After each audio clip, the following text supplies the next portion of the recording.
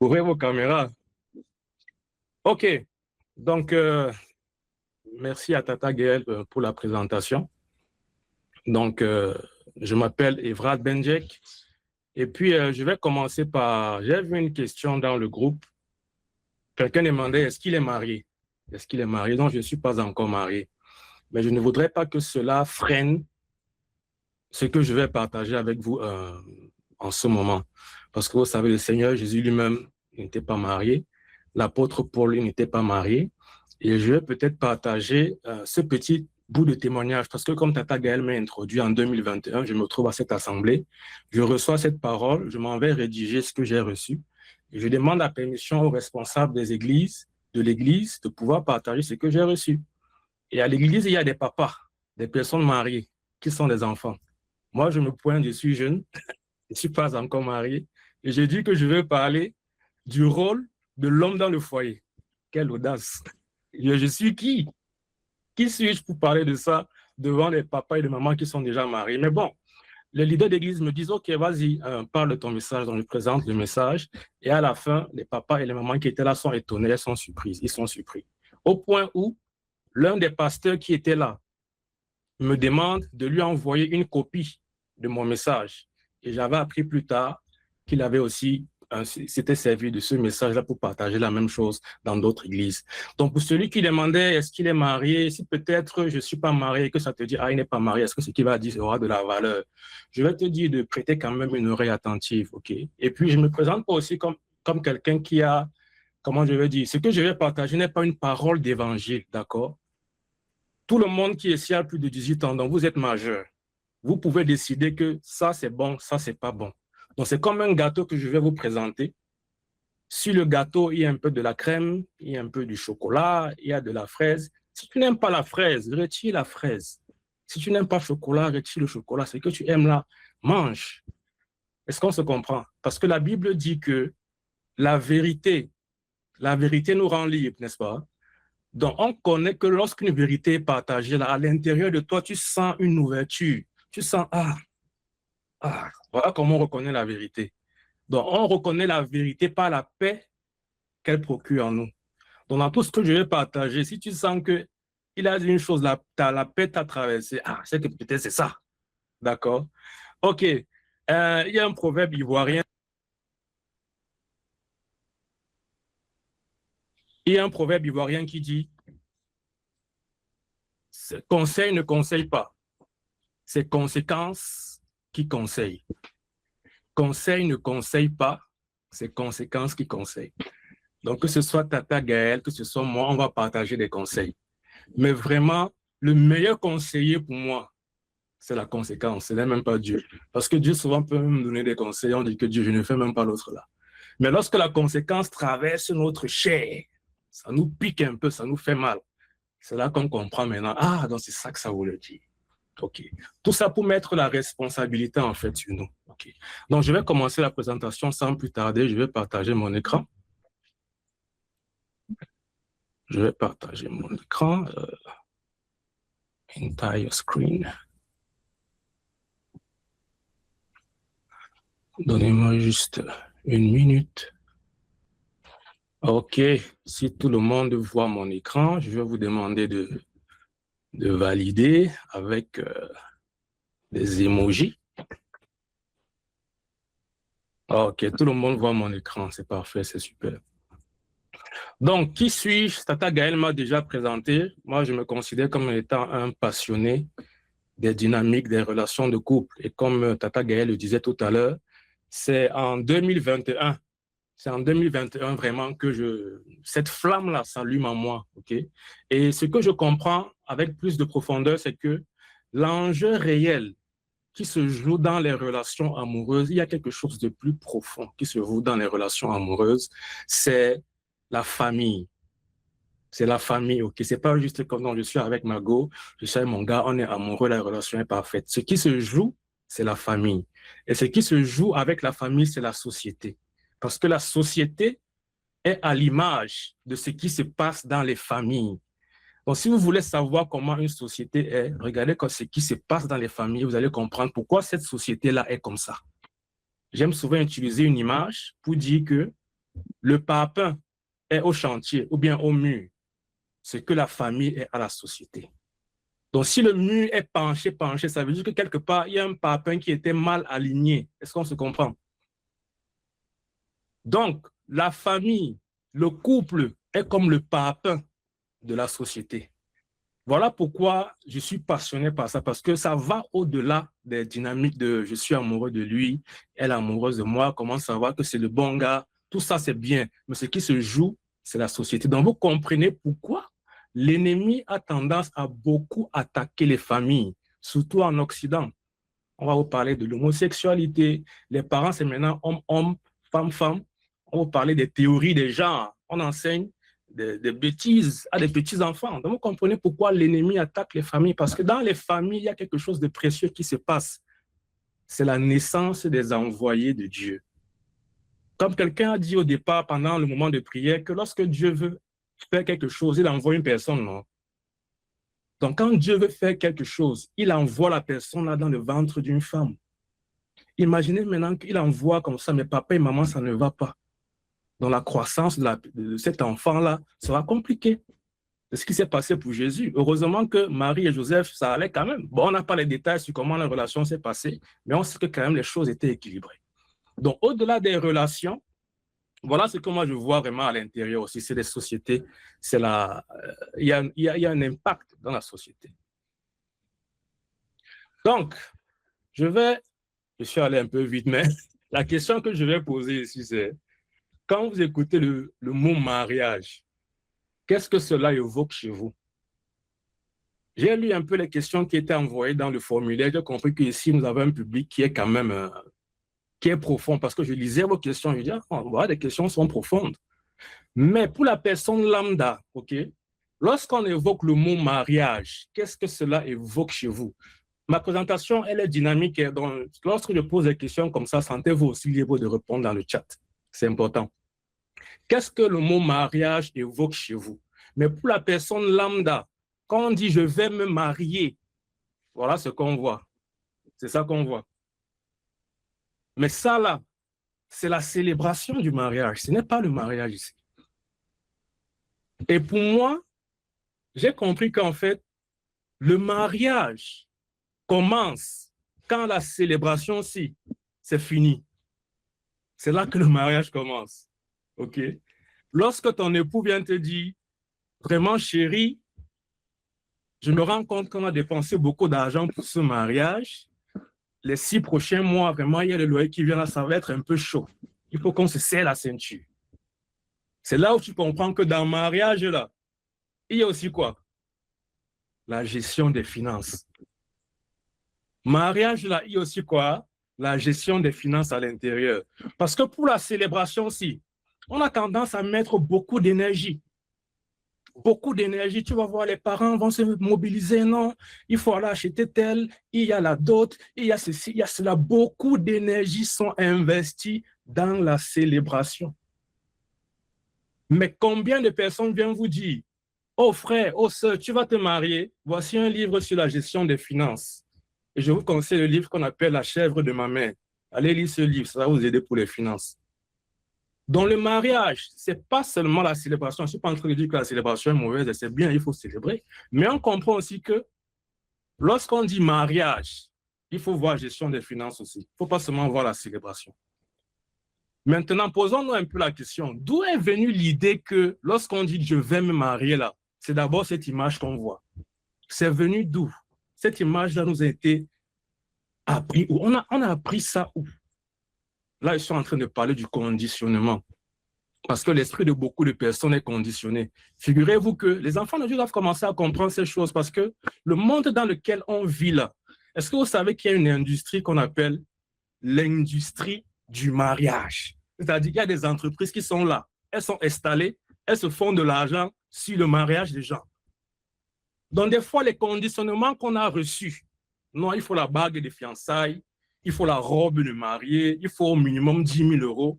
C'est parce que les industries de mariage nous ont pompé les publicités. Ces mêmes industries-là, souvent, c'est eux qui font la promotion des films, des telenovelas. C'est eux qui font la promotion de ça afin que, lorsqu'on veut se marier, on ait cette image. encore, je ne suis pas contre la célébration, mais je veux déjà nous permettre de comprendre que les croyances que nous avons dans notre cœur influencent la réalité que nous voyons souvent. Quand quelqu'un dit « je veux me marier », souvent la première image qui vient, c'est ça. Et on ne se pose pas la question que l'image là vient d'où. J'ai vu le témoignage d'une femme, j'aurais dû peut-être faire les captures d'écran pour vous montrer ça. Elle est ici aux États-Unis. Devinez combien son mariage lui a coûté. $500. $500. Elle a fait son mariage, la famille était là, ils ont mangé, ils ont bu, ils ont dansé. Ils ont fait tout ça. $500. Oui, c'est possible. Elle disait par exemple, comment est-ce qu'elle a fait pour économiser? Elle disait par exemple que elle n'a pas acheté la robe de mariée. Elle a loué la robe de mariée. Parce qu'elle se dit, comment un événement que je vais célébrer une seule fois dans ma vie, je vais acheter la robe que je vais porter une fois. Pourquoi? Pourquoi est-ce que je vais faire ça?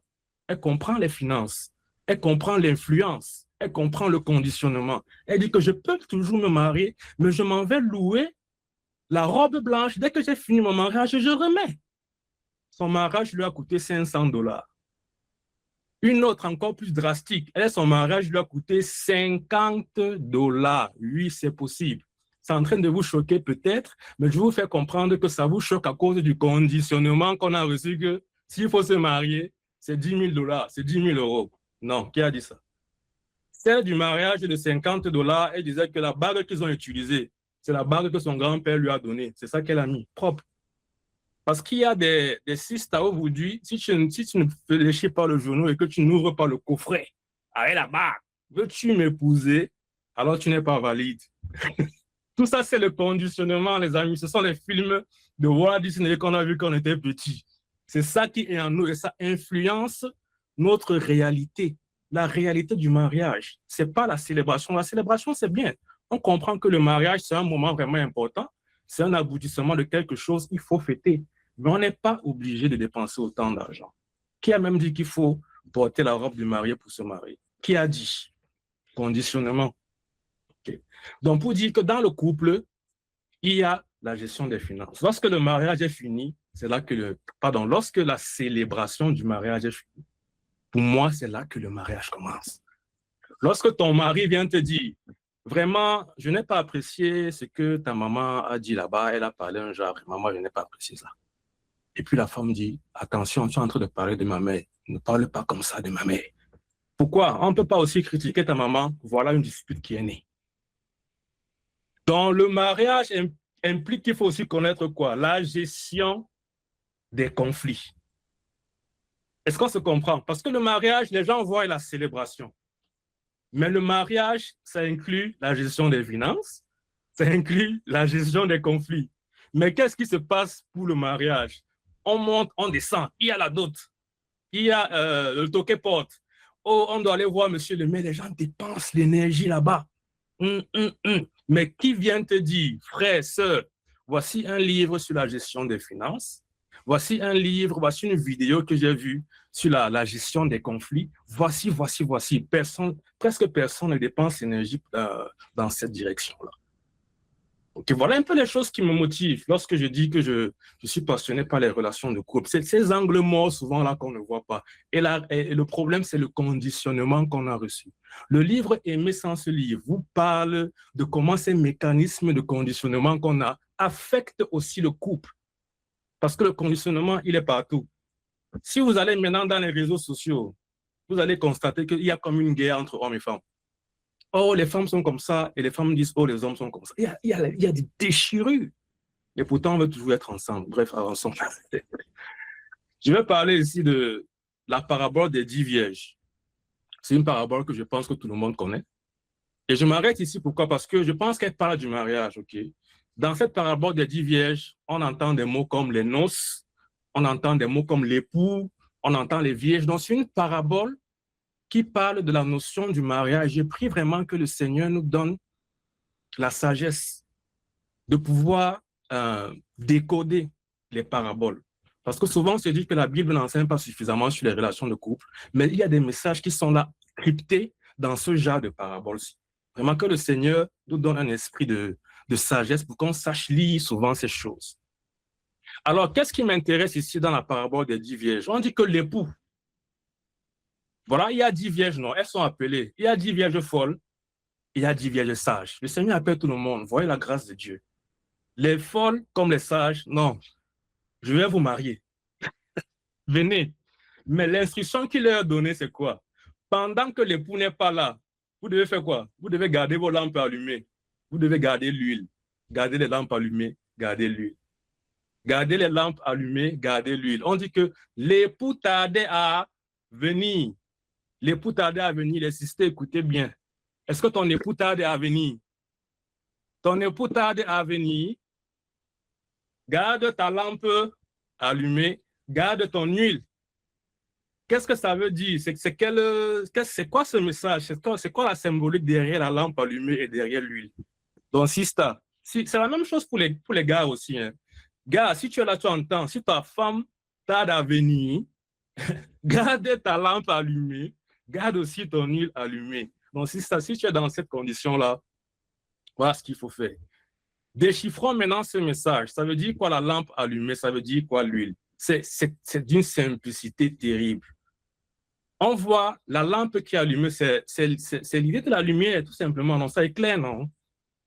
Imagine que toi et ton mari, vous êtes dans le noir, c'est-à-dire on a coupé la lumière, on a fait des lestages, comme on connaît chez nous en Afrique. On a coupé la lumière. Et puis, tu commences à marcher dans le noir. Qu'est-ce qui va se passer? Tu vas cogner ton pied quelque part. Hein? Ton mari est là, toi tu es là, vous vous levez, c'est le noir, vous allez vous cogner les têtes parce qu'il fait noir.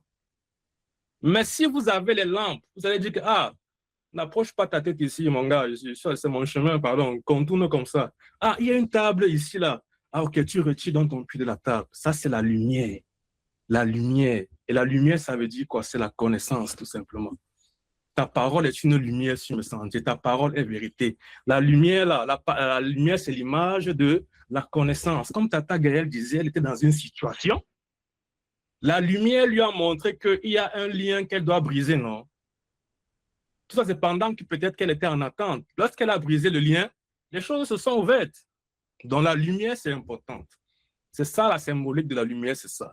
Il y avait donc des 5 qui gardaient la lumière avec l'huile. L'huile représente la source qui alimente cette lumière. Ça veut dire que ne pas écouter les conseils de tout le monde. Fais attention à la source qui te parle. OK? Et un petit discernement. Si tu vois que la source qui te parle est blessée elle-même, fais attention parce qu'elle va te transmettre ses propres blessures. Parce que quelqu'un qui est blessé va blesser les autres de la blessure dont elle souffre. Ça, c'est comme ça. Il faut faire attention à la source que tu écoutes. Les gens qui te donnent les conseils, il faut savoir filtrer. Comme je disais, l'une des façons de reconnaître que la vérité est en train d'être dite, c'est que la vérité libère. Okay? Quand tu dis une parole de vérité, tu sens un élargissement dans ta poitrine. Quelle parole. Voilà. Et maintenant, lorsque le Seigneur Jésus est rentré, il rentrait, on disait que, voilà l'époux qui arrive. Voilà l'époux, oui. L'huile, c'est la source de la parole. On peut aussi dire que l'huile, c'est l'onction, le Saint-Esprit. Oui, glory. OK. Maintenant, lorsque le Seigneur rentre, qu'est-ce qu'il dit? Il prend celle qui avait la lumière, non? Ils s'en vont. Qui avait leur lampe, ils s'en vont. Maintenant, celle-là qui n'était pas prête, elle vient cogner à la porte. Seigneur, nous voici. Vous savez ce que le Seigneur a dit? Je ne vous ai jamais connu. Seigneur, le doux Jésus a souvent des paroles aussi crues. Je ne vous ai jamais connu. Et s'il vous plaît, ce n'est pas seulement valable pour les sœurs, c'est aussi valable pour les frères. D'accord? C'est aussi valable pour les frères. Il vous dit, je ne vous ai jamais connu. D'où l'importance de la connaissance. La Bible dit, mon peuple périt parce qu'il manque de la connaissance. Donc, on peut être avec le Seigneur Jésus. On prie, on jeûne, mais on n'a pas la connaissance et des choses bizarres comme ça nous arrivent. Ça veut dire qu'il y a un travail qu'on doit aussi faire sur nous-mêmes. Donc, merci encore une fois de plus à tout le monde qui a participé à ce formulaire. Ici, je voulais m'arrêter sur... Parce que j'ai voulu un peu jauger quelle est la question qui revient le plus dans le cœur des uns et des autres. Ce que vous voyez en bleu ici, c'est la question à laquelle les gens... C'est le souci que les gens ont le plus manifesté. Parce que la question, c'était quelle est ta plus grande peur concernant le mariage? Quelle est ta plus grande peur concernant le mariage? Et la question qui est revenue le plus, c'est j'ai peur de choisir la mauvaise personne. 57% d'entre vous avez dit que vous avez peur. La plus grande peur que vous avez dans le mariage, c'est de choisir la mauvaise personne. Et c'est tout à fait normal. Et on va parler un peu de ça avant de pouvoir introduire le livre. Alors, pour savoir, et là, l'autre question qui était aussi venue, c'est comment savoir que c'est le bon? J'ai peur de choisir la mauvaise personne. Comment savoir que c'est le bon? Ce sont les mêmes questions. La première chose qu'il faut faire, c'est obtenir la clarté. Pour toi, là, le bon gars ou bien le bon mari, ça veut dire quoi? C'est toi qui sais, c'est pas moi qui sais, c'est pas ton pasteur qui sait, c'est toi qui sais. Ça veut dire quoi le bon? Mais attention au conditionnement. Parce qu'on a été conditionné que le bon gars, c'est peut-être celui qui a beaucoup d'argent. Si c'était ça le bon gars, croyez-moi, les stars hollywoodiennes qui sont ici aux États-Unis n'auraient pas divorcé. Parce que ce sont des personnes qui sont hyper riches. Mais on voit souvent comment leur couple, ils changent souvent les femmes et de mari comme si on changeait de pantalon. Donc, faites attention au conditionnement que vous avez en vous. Donc, il faut d'abord obtenir la clarté. La clarté, c'est le bon gars pour toi, ça veut dire quoi? Pour toi, hein, fais attention sur le conditionnement parce que ton pasteur peut venir te dire, le bon gars, c'est ça, voilà celui qu'il te faut. Ou bien tes parents peuvent te dire, moi, j'ai un mari pour toi. Il faut aussi écouter les parents, mais à la fin, c'est toi qui décides. Parce que c'est toi qui te maries, ce ne sont pas tes parents. Donc, la décision que tu as faite, c'est toi qui vas la porter toute ta vie. Vous savez, il y a une parole qui dit, c'était une citation que j'ai souvent vue sur le web, nous sommes le résultat des 5 personnes que nous fréquentons le plus. Nous sommes le résultat, ou bien nous sommes la somme des 5 personnes que nous fréquentons le plus. Dans les 5 personnes qui sont dans ton cercle intime là, tu es la somme de ce qu'ils te disent souvent. Mais est-ce que ce qu'ils te disent, c'est toujours vrai? Tu dois faire aussi le travail de vérification. Parce que la Bible nous demande de discerner les esprits pour savoir s'ils sont de Dieu. L'apôtre Pierre, est-ce que vous savez que l'apôtre Pierre avait dit un jour, Jésus avait demandé, les gens disent que je suis même qui au fait? L'apôtre Pierre a dit, tu es le Fils de Dieu. Et Jésus lui a dit, Amen, cela t'a été révélé par le Père. 2 secondes après, le même Jésus dit à Pierre, ah, il faut que le Fils de l'homme doit aller mourir. Tout ça, c'est que le même Pierre l'a dit. Pierre dit, n'en déplaise à Dieu, cela ne t'arrivera pas. Oh Pierre, le super-héros. Vous savez ce que Jésus lui a répondu? Arrière de moi, Satan. Arrière de moi, Satan. Le même Pierre qui tout à l'heure a parlé sous l'influence du Saint-Esprit, 2 secondes après, il parle sous l'influence de Satan. Donc, c'est pour vous dire qu'en tant qu'enfant de Dieu, nous avons une lourde responsabilité. C'est de discerner ce qui nous est. Même ce que je vous dis là, pardon, discerner, ne buvez pas mes paroles. Ne faites pas ça. Discerner. Discerner. La vérité rend libre. Voilà comment on discerne. Si on te dit une parole, c'est comme si tu te sens enfermé quelque part. Refuse ça, maman. Discerner. Donc, la première étape, c'est de recevoir la clarté. Le bon gars, ça veut dire pourquoi? Ça veut dire quoi pour toi? Et il y a aussi une chose importante que je suis en train de comprendre, c'est-à-dire hier nuit, j'ai commencé à recevoir autre chose par rapport à l'affaire de clarté-ci. C'est que la Bible dit une parole. Quels sont il y a un moment, la Bible, le Seigneur Jésus nous parle, quelles sont les 2 instructions de laquelle toute la loi dépend? Si quelqu'un a la réponse, mettez dans le chat. À un moment, le Seigneur commence à dire, la loi, toute la loi, les prophètes et la loi dépendent de ces 2 choses-ci. Qui se souvient? Aime Dieu de tout ton cœur, de tout ton être, tout ça là. Voilà. Merci, l'amour. Aimer Dieu et aimer qui? Aimer Dieu et aimer son prochain. Mais ça ne s'arrête pas là. Aimer Dieu et aimer son prochain comme soi-même. Aimer son prochain comme soi-même. Ne sont pas des relations amoureuses. On dit que pour aimer là, tu dois aimer ton gars ou bien tu dois aimer ta femme comme toi-même. Ça veut dire que si tu ne connais pas aimer toi-même, tu ne sauras pas comment aimer l'autre. La clarté. Maintenant, s'aimer soi-même là, ça veut dire que ça veut dire je m'aime, je suis amoureux de moi. C'est pas ça. S'aimer soi-même, ça veut dire quoi? C'est de prendre soin de soi quelque part. On prend soin de soi-même. OK?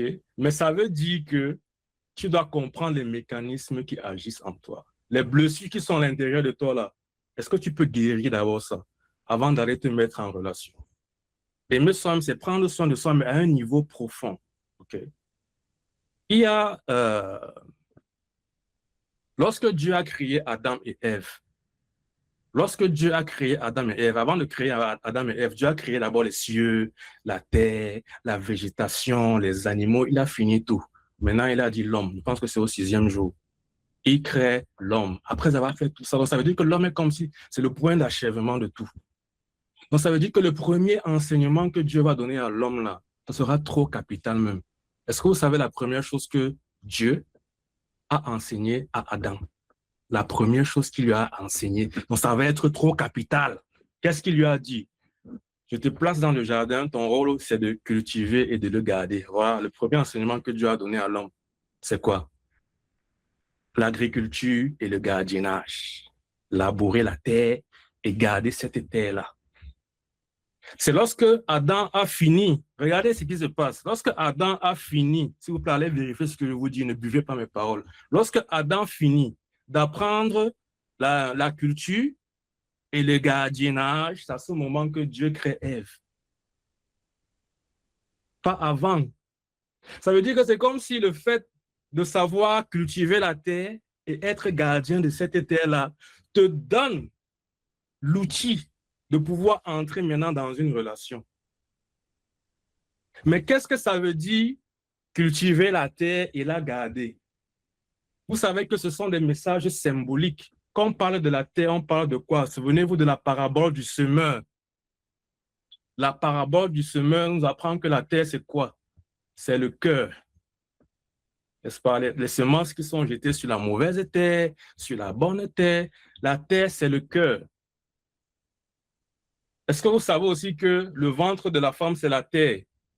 Pour qu'une femme tombe enceinte, la semence doit être plantée là-bas, non? C'est aussi ça. La terre, c'est aussi ça. Maintenant, ce que je veux dire ici, c'est très important. Donc, vous comprenez qu'avant de vous engager dans la relation, là, vous devez être quelqu'un qui sait prendre soin de sa propre terre et la protéger. Pas seulement labourer. C'est-à-dire que lorsqu'il y a les mauvaises herbes, là, tu enlèves. Voilà, tu arroses. Maintenant, tu gardes parce que quelqu'un peut passer par rapport à des semeurs, un mauvais oiseau peut venir pour venir picorer ça. Tu gardes, tu chasses l'oiseau. Il faut être capable de garder son propre cœur, de le cultiver d'abord et de le garder. Donc, vous comprenez maintenant pourquoi la Bible dit, quelle est la chose? Voilà encore une question que je pose. S'il vous plaît, répondez. Quelle est la chose que Dieu a dit, garde ça plus que toute autre chose? C'est quoi? Garde ça là. Plus, merci, amen, Laetitia, le cœur. Garde ton cœur plus que toute autre chose parce que c'est de là que sortent quoi, les sources de la vie. Donc, vous comprenez encore l'influence. Je vous ai parlé du conditionnement. Lorsqu'on dit mariage, on voit déjà la fête. Lorsqu'une femme ou bien un homme dit que je vais me marier, il voit la danse, les DJ, les pas de danse, tout ça, c'est bon. Mais c'est le conditionnement. C'est parce qu'on a laissé quelque chose entrer dans le cœur. Gardez votre cœur plus que toute autre chose. Vous savez souvent ce que moi je fais. Chaque soir, je garde, je m'assois, je me relaxe. J'essaie de voir les semences qui sont dans mon cœur. C'est important. Donc, même dans, parce que lorsque vous vous engagez dans les relations, vous savez ce qui va se passer. La relation joue souvent un effet de miroir, hein, parce que votre mari va vous, comment je veux dire, il va appuyer sur vos boutons. Vous allez vous énerver. Mais avant de réagir, OK, essayez de vous demander quelle est la semence qui est activée sur moi. Parce que souvent, on veut d'abord accuser l'autre. C'est lui qui m'a énervé. Donc, je réagis. Mais ce que je veux apporter comme enseignement aujourd'hui, c'est qu'est-ce qui s'est activé en moi? Et c'est de ça que parle en fait le livre, en détail. C'est important, c'est capital. C'est la première chose que Dieu a enseigné à Adam. Être le cultivateur et le gardien de son propre cœur d'abord, avant de dire que tu vas aller garder le cœur de quelqu'un d'autre. Parce que j'ai entendu quelque part dire que non, dans les relations amoureuses, le but, c'est de rendre l'autre heureux. Bonne chance. Est-ce que tu sais que tu ne peux pas rendre l'autre heureux? Tu peux contribuer à sa joie, Mais pour rendre la joie là, c'est toi-même, c'est moi-même qui dois la trouver. Tu ne peux pas rendre ton partenaire heureux, c'est lui-même qui se rend heureux. Oui, tu peux contribuer. Lorsqu'il y a des soucis, oui, chérie, je suis là. Mais s'il a ces conflits internes qu'il doit gérer là, c'est lui-même qui doit cultiver et garder son propre cœur. OK? Donc, ne faites pas cette erreur de dire que je vais sauver mon mari ou bien je vais sauver ma femme. S'il y a quelque chose que tu peux aider, aide-la à cultiver son propre cœur. Garder et cultiver son propre cœur. Et c'est ça qu'enseigne aimer sans se perdre. C'est ça que vous enseigne aimer sans se perdre. Okay. On est seulement à la première étape, je pense que je vais aller un peu plus vite. La deuxième étape ici, c'est se mirer sur ta propre liste. Donc, c'est-à-dire, lorsque tu as fait, voici le bon gars que je veux, il est comme ça, il n'est pas trop gros, il est brun, il est grand de taille, il s'habille bien, il danse bien, il est respectueux, hein? Il est attentionné, il me fait les bisous. Hein? Maintenant, tu dois te mirer sur ta liste là, parce que ça va te permettre de relativiser. Suivez bien les filles et les gars qui sont là. Parce que je sais que beaucoup d'entre nous ont dit, Seigneur, je prie afin que tu me donnes une femme qui est comme ci, comme ça, comme ça. Tout le monde fait cette prière. Ou bien lorsque tu es une fille, Seigneur, je prie que tu me donnes un gars qui est comme ça, comme ça, comme ça. Ce que je veux te dire, c'est que la prière est bien. Mais prie aussi que, Seigneur, rends-moi d'être la réponse à la prière de ce gars. Est-ce qu'on se comprend? Fais de moi la femme qui répondra à sa prière. Parce que lorsque tu dis, je veux un gars qui est respectueux, est-ce que toi-même, tu es respectueuse? Ne demande pas ce que tu n'as pas. Donc, lorsque tu as fini avec la clarté là, mis-toi sur ta liste. Ah, est-ce que je suis aussi comme ça? Ah, il faut que je travaille. Ça te permet de relativiser un peu. Ça te permet de relativiser. Et de te mettre aussi au travail. Parce que comme on a vu la parabole des vierges là-bas, si l'époux tarde, tu dois faire quoi? Tu gardes ta lumière. Tu gardes ton huile. Okay? Donc, c'est mieux sur ta liste. La troisième étape, c'est de tester. Parce que tu as dit que voici le genre de gars que je veux, non? Voici le genre de femme que je veux. Maintenant, tu dois savoir que s'il vient là, est-ce qu'il a vraiment les critères là? Et comment tu fais pour savoir? C'est le test. Et je sais que les femmes sont très douées pour tester. La femme te teste, tu n'es un peu au courant qu'elle t'a testé. Je vais vous prendre une parole de... La première fois que Adam a vu Ève, est-ce que vous savez ce qu'il a dit? Lorsque Adam a vu Ève, il a dit, ah, voici celle qui est... Voici celle qui est quoi? Écrivez dans le chat. Merci, c'est qui? C'est Ginelle. Amen, amen. Parce que les gens disent souvent qu'il a dit, voici celle qui est chair de ma... Il a d'abord dit, voici celle qui est os de mes os. Ensuite, chair de ma chair. Donc Adam a d'abord vu quoi? L'os, avant de voir la chair. Mais nous, on fait souvent l'inverse. On va voir la chair. Il est mignon. Oh, elle est belle. La chair, c'est bien. Hein? Je ne suis pas contre ça. C'est bien. Il faut pas... C'est bien aussi. Mais il faut aussi voir l'os. Mais comment voir l'os? C'est invisible. Comment tu as fait pour voir l'os? L'os renvoie à ce qui est solide. Imaginez qu'on n'avait pas d'os. On devait être comme des mollusques, quoi. L'os, c'est ce qui te tient debout. L'os, c'est ce qui est solide. Pour savoir si c'est solide, qu'est-ce qu'on fait? On fait passer une petite tempête. Une petite tempête. Tu vois si ça résiste. Tu vois un peu si ça résiste, ok. Parce que le Seigneur lui-même nous met souvent à l'épreuve, non? Quand tu passes, qui a déjà raté? Moi, j'ai déjà raté les épreuves du Seigneur fatigué. Mais ce n'est pas pour autant que le Seigneur nous rejette. Hein. Attention, il faut comprendre. Si ton gars a raté l'épreuve, ça ne veut pas dire qu'il faut le barrer. Donne-lui des chances ou bien confronte-le par rapport à ce qu'il a fait et vois comment il réagit. Dans la manière dont le Seigneur nous traite, traitons aussi notre partenaire comme ça. Ce n'est pas parce qu'il a raté une épreuve que tu dois le rejeter. Mais c'est vrai qu'on doit avoir les red flags, comme Tata Gaël disait. Il y a des choses qui sont acceptables. Il y a des choses que non. S'il a fait ça, non. Comme Tata Gaël dit, si ton mari te gifle en route, c'est quoi ça? C'est un red flag qu'il ne faut même pas laisser passer. Hein? Non.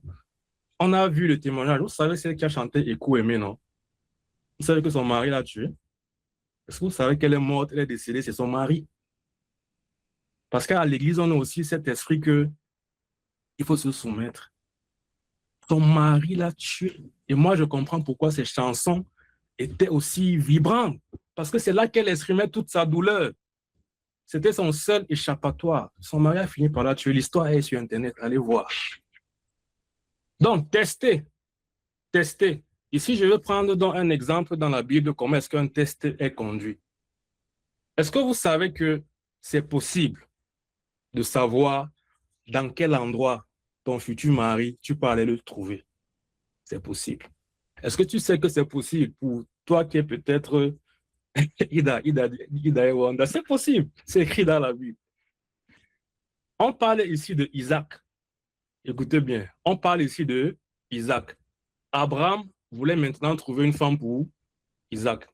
Il a dit quoi à son serviteur? Voilà, la référence est là. Il a dit à son serviteur, va dans mon pays. Donc, Abraham a donné la direction que c'est là-bas qu'il est. C'est là-bas que la femme de Isaac est. Comment il a fait pour savoir que c'est là-bas? C'est des choses que je suis en train de travailler dessus, mais je vais vous donner un peu un exemple plus pratique. Si c'est que le gars que tu veux, ok, écoute bien. Si c'est que le gars que tu veux, tu dis que, je prends un bête exemple, tu dis que tu veux que ton gars soit fan de football. Tu veux un gars qui est fan de football, disons que c'est ça ton critère. La réponse, c'est que on trouve les fans de football où? Écrivez dans le chat. On trouve les fans de football où? Écrivez dans le chat.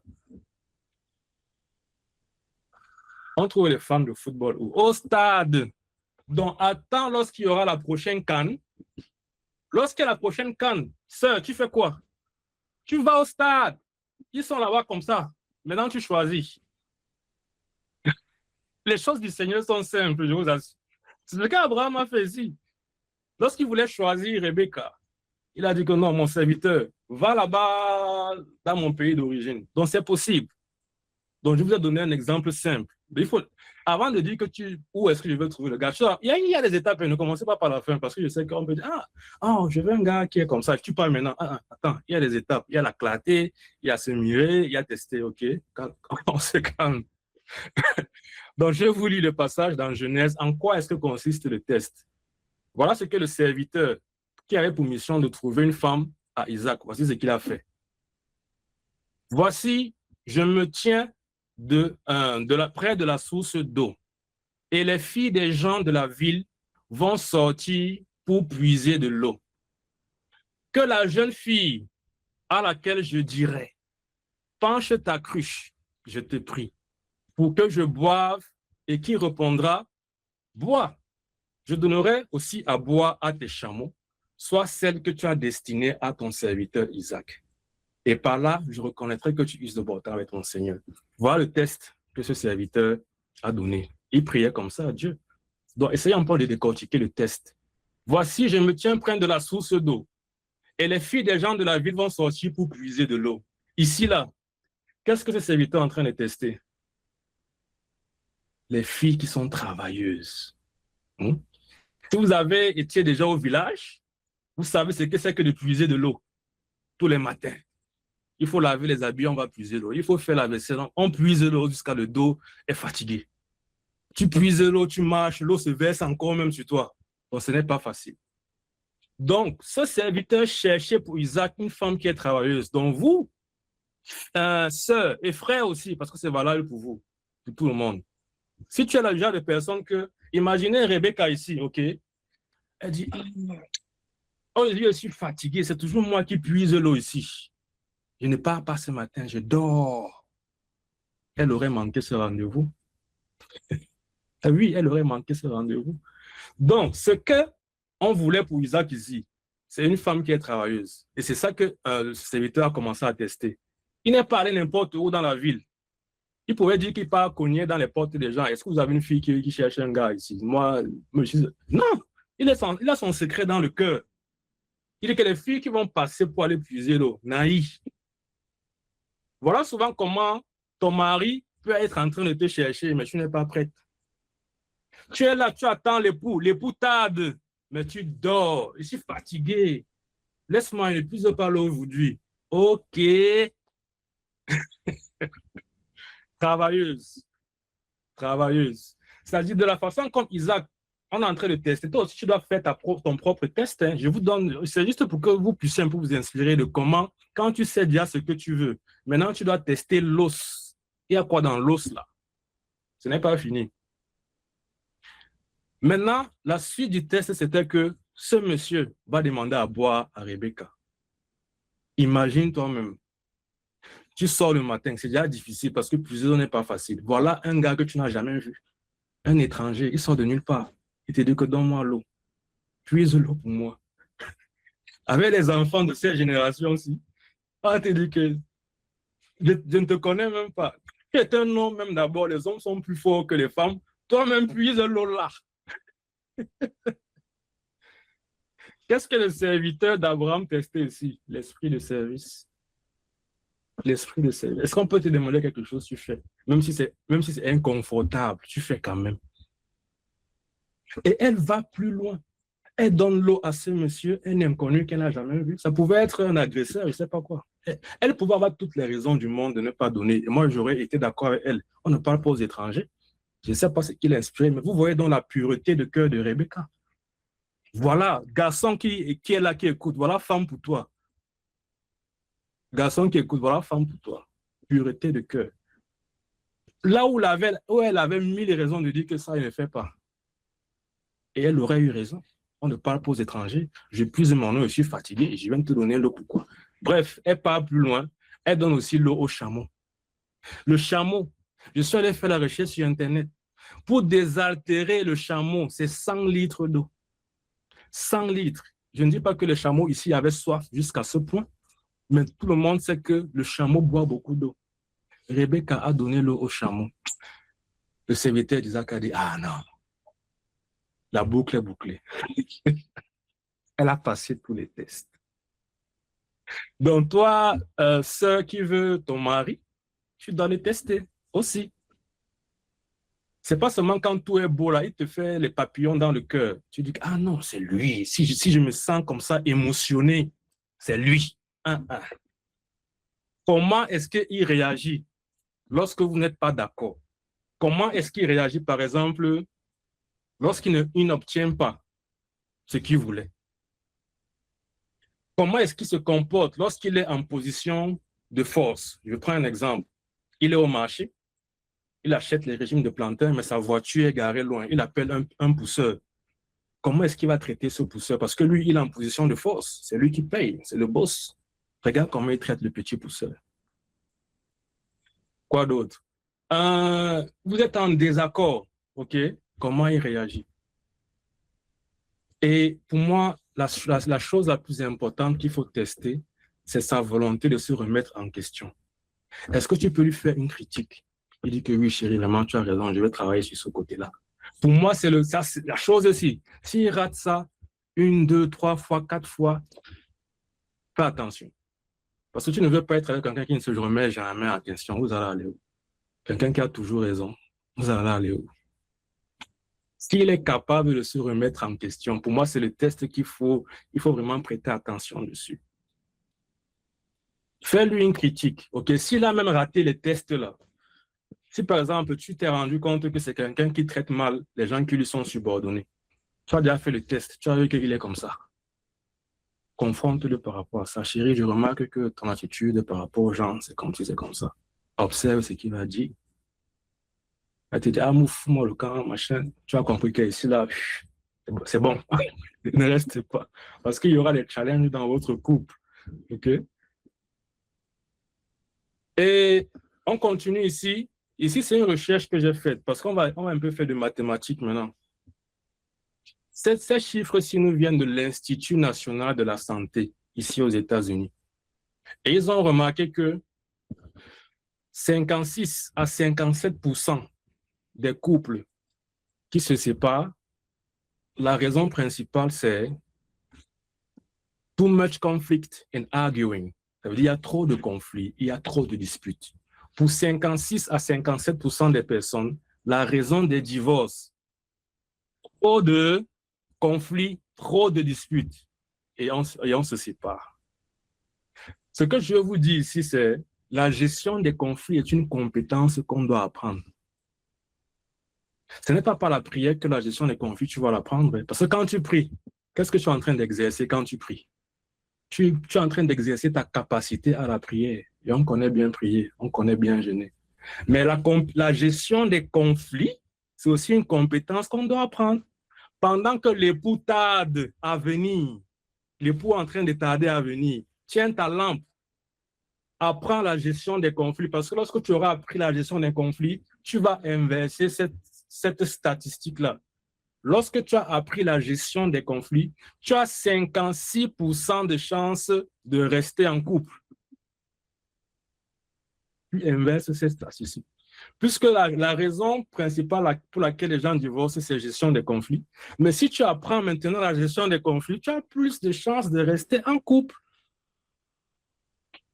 C'est logique, c'est mathématique. Et la gestion des conflits, ce n'est pas seulement que quelqu'un vient te faire du mal pour vous disputer, hein, parce qu'il y a aussi les conflits internes que nous avons dans notre cœur. Des blessures non guéries. Donc, il y a des conflits en nous-mêmes. Il faut aussi savoir gérer ces conflits-là. Je vais vous prendre un exemple. J'ai partagé ça hier dans un groupe restreint. Il y a une femme, je parle de son histoire dans mon livre, Aimer sans se perdre. Une femme, elle s'appelle Alison. J'ai oublié son nom de famille. Elle, son problème, c'est que chaque fois qu'elle se mettait en couple, elle bagarrait seulement. C'est-à-dire, elle voyait des hommes comme des gens qu'elle doit humilier. Non, elle doit t'émasculer, elle doit te diminuer. Oui, c'était son truc. À un moment donné, elle s'est rendue compte que depuis quand est-ce que j'ai commencé à penser comme ça? Elle est rentrée dans son enfance et s'est souvenue que quand ils étaient petits, elle avait, je crois, 16 ans. Oui, 16 ans.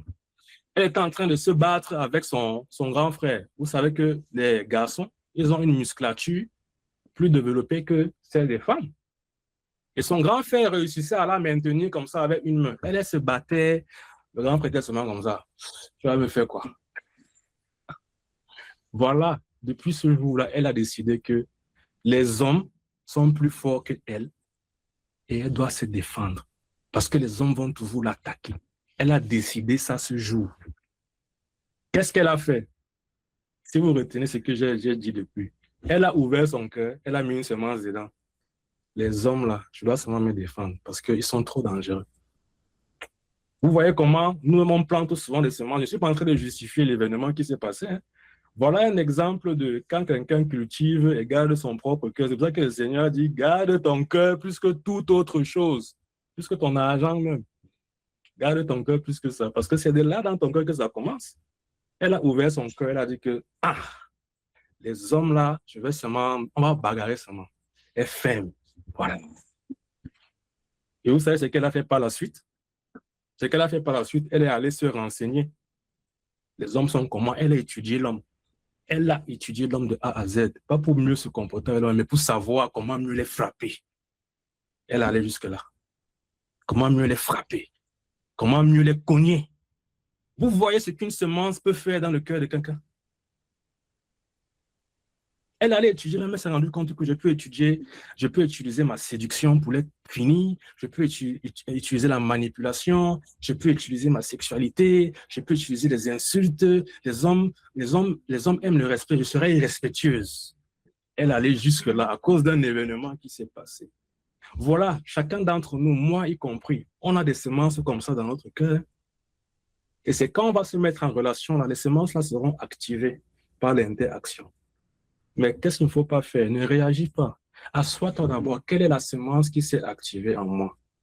Voilà le travail qu'on ne sait pas. C'est ça vraiment la révélation que je vais apporter. C'est ça que le livre enseigne, en fait. C'est ça que le livre enseigne. Aimer sans se perdre. Aimer sans se perdre, c'est l'histoire de Kofi. Kofi est celui qu'on peut dire que c'est le bon gars. Vraiment, il chouchoute Sago. Il aime Sago, c'est-à-dire, lorsque lui fait une bêtise, il est le premier à s'excuser. Oh chérie, vraiment, je m'excuse, je vais changer. C'est le gars, on va dire, presque parfait. Parce qu'on sait que la perfection n'existe pas, d'accord.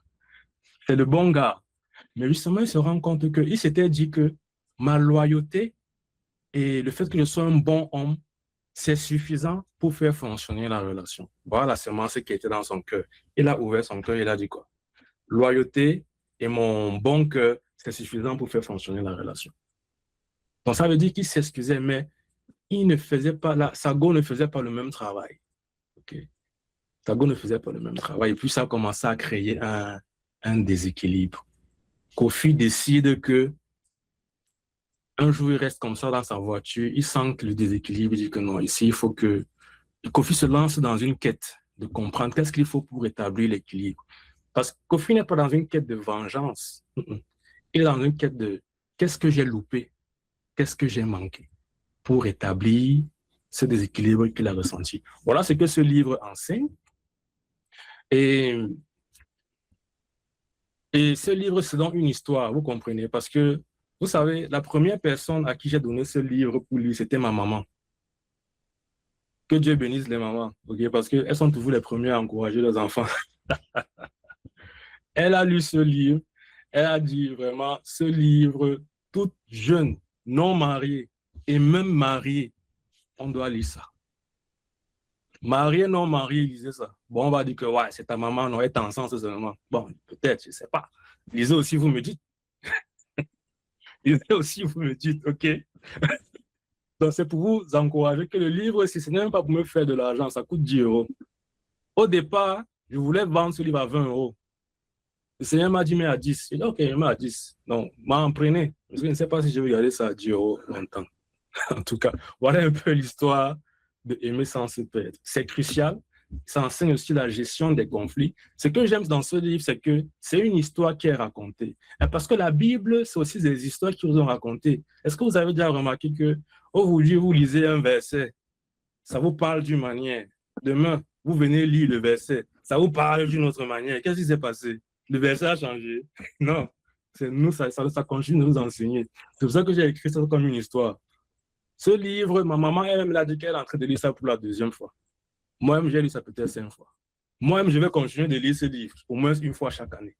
Parce que c'est un peu comme lorsqu'on parle en parabole, la parabole, les messages qui sont passés par des formes d'histoire, ça enseigne beaucoup plus facilement qu'on dit, lorsqu'on dit étape 1, fais ceci, étape 2. Lorsqu'on raconte une histoire, là, toi-même tu lis, toi-même tu as enseigné toi-même. On ne t'a pas dit étape 1, étape 2, mais toi-même tu comprends ce que tu dois faire. Donc, j'ai employé ce style d'écriture, donc ce qui va faciliter la lecture d'abord, parce que je sais que beaucoup, on n'aime pas lire, ça c'est la vérité. Mais lorsque c'est une histoire, c'est un peu plus digeste. Donc, s'il vous plaît, procurez-vous ce livre. Et j'ai presque terminé. Je suis presque à la fin. J'espère qu'on est ensemble. Si vous voulez, prenons 5 secondes pour nous étirer un peu. Si vous devez vous étirer, faites-le. Je suis presque à 80%, j'ai presque fini. Il y a une autre question que j'ai vue dans le formulaire. La question m'a beaucoup touché parce que c'est une question que je me suis aussi posée. On a dit, quelle est ta plus grande peur dans le mariage? Ici, la personne a répondu que nous ne serons pas fusionnels sur tous les plans. Je ne sais pas si la personne est dans le groupe. Elle a dit le fait que nous ne serons pas fusionnels sur tous les plans, c'est sa plus grande peur dans le mariage. Moi, ça m'a touché, ça m'a parlé. Parce qu'on aime ça, c'est-à-dire ces moments où on sent la fusion avec ton partenaire, ta partenaire, c'est-à-dire vous pensez à la même chose au même moment. C'est genre de petits instants magiques. Elle veut que ce soit là sur tous les plans. Mais ce que je veux dire, c'est, je te comprends. Mais j'espère que ta croyance, ce n'est pas que ces moments magiques-là, quand tu les vis, ça devient... Si tu les vis, ça veut dire que alors la relation se porte bien. Ça, c'est le piège dans lequel il ne faut pas tomber. C'est-à-dire, tu vis les moments fusionnels, tu dis, comme j'ai vécu ça, voilà une semence que tu sèmes dans ton cœur, tu ouvres ton cœur. Moment fusionnel, ça veut dire que la relation, c'est bon. Tu me mets dans le cœur, tu fermes. Et quand il n'y a pas de moment fusionnel, ça veut dire que la relation n'est pas bonne. Vous voyez comment les choses qu'on met en nous, ça nous influence nous-mêmes sur la réalité qu'on voit. Est-ce qu'une relation, lorsqu'il n'y a pas de moment fusionnel, ça veut dire que la relation est mauvaise? C'est pas vrai. Et laisse-moi vous dire, une relation qui se porte bien, vous n'êtes pas obligé de voir les choses de la même manière. Essayez un peu de déconstruire cette croyance-là. Si tout le monde voit les choses de la même manière, je vous assure, le monde serait très ennuyeux. Imaginez quand je vois les caméras des gens, chaque fille qui est là a sa coiffure, un jas penché à gauche, penché à droite. C'est beau. Imaginez qu'on ne voyait qu'une seule coiffure. C'est-à-dire, tu sors dehors, toutes les filles ont la même coiffure. Tu sors dehors, tous les gars portent le même jean. Donc, vous voyez qu'on n'est pas obligé de voir les choses de la même manière. La diversité, là, ça apporte même de la beauté. Mon mari voit les choses de cette façon. Moi, je vois les choses de cette façon. Ce n'est pas mauvais. C'est pas mauvais. Le problème la question qu'il faut se poser, c'est est-ce qu'on arrive au même résultat qu'on veut? Si on arrive au même résultat, c'est bon. Donc, il ne faut pas voir le fait que vous ne soyez pas d'accord ou bien fusionner sur tous les points, ce n'est pas une mauvaise chose. Non. C'est qu'on doit apprendre de la différence de l'autre. Mais elle a fait sa coiffure renversée à droite. OK, c'est bon. Moi, je fais renverser à gauche. C'est toujours joli, non? Ça apporte de la diversité. Est-ce qu'on se comprend? Mais je vais quand même répondre à sa question. Comment on fait pour être fusionnel? Lorsqu'on voit dans la Bible, il y a une relation fusionnelle qu'on voit dans la Bible. Peut-être que vous ne pouvez pas savoir laquelle c'est. Vous pouvez imaginer un peu. La relation, c'est-à-dire fusionnelle, qu'on peut dire sur, je ne sais pas si je peux dire sur tous les plans, mais en tout cas, c'était quand même une relation fusionnelle. Lorsque Jésus a dit, moi et le Père, nous sommes un. Voilà la relation fusionnelle. Et le Seigneur m'a vraiment mis à cœur de vous montrer ce schéma. C'est par là que je vais finir, je pense. Le Seigneur m'avait donné ce schéma il y a quelques mois, mais il a vraiment insisté pour que dans la présentation aussi, je montre ça. Je ne veux pas trop expliquer, mais c'est un schéma que je veux vous donner pour que vous-même vous allez méditer dessus. On parle de relations fusionnelles. Quel est l'endroit où l'homme et la femme peuvent fusionner ici? C'est ici, non? C'est-à-dire l'homme est ici, la femme est ici, l'homme est ici, la femme est ici, les deux approchent, c'est la fusion. C'est une possibilité de fusion, non? Mais le Seigneur me dit que la véritable fusion, là, c'est que l'homme doit monter sur la pente ici, il atteint Dieu là-bas. La femme elle-même, elle monte, donc l'homme va fusionner avec Dieu, la femme va fusionner avec Dieu, donc c'est là-bas qu'on fusionne en fait. Toi qui cherches une relation fusionnelle, là, va d'abord fusionner avec Dieu. Donc si ton mari lui-même va aussi fusionner avec Dieu, alors là, voilà la fusion, donc la relation fusionnelle, c'est ça. Je n'ai pas besoin de trop expliquer. Gardez seulement ce schéma en tête. Il va vous aider. Donc, vous voyez que l'homme doit faire son parcours vers Dieu.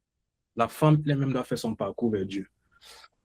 Chacun fonctionne à son rythme. Parce que je sais souvent que l'homme va peut-être dire, mais avance vite, non, avance vite, on doit aller fusionner là-bas. Non, respecte aussi son rythme.